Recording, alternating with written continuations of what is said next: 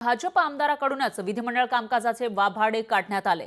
आमदार निवासातील अलॉटमेंटसह शपथविधी वेळी नावामध्ये चूक असल्याचं या ठिकाणी भाजपचे आमदार म्हणतात। विक्रमसिंग ऐवजी बबनराव पाचपुते यांचं नाव होतं अशी माहिती आहे।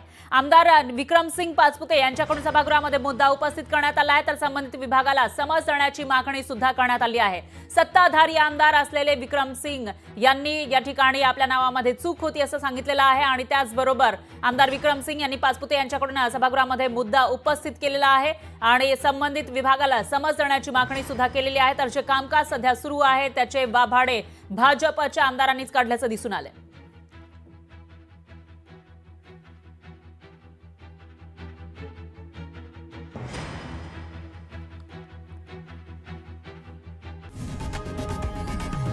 लोकशाही मराठी ऐका, पहा, जागरूक रहा।